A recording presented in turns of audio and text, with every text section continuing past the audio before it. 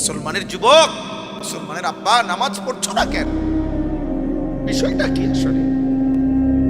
চোখের সামনের এত মানুষের মৃত্যু কি আখেরাত মনে করায় না? কেউ তো থাকলো না, আপনি কেমনে থাকবেন? আপনি কেমনে থাকবেন? ডানে বামে কেউ তো থাকলো না।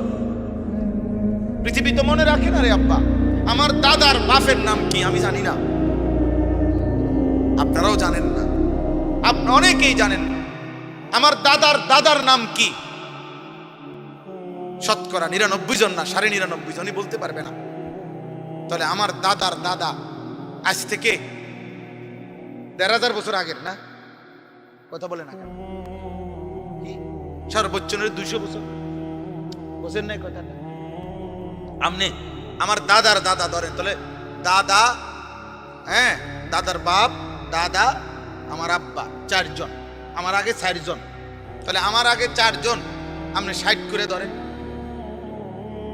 240। এই তো বললাম, তাহলে 200-250 বছর আগের মানুষ। কই আমরা যে তার নাম জানি না? স্বার্থপর এই দুনিয়া মনে রাখে না। এই জন্য ছেলেরা বাবা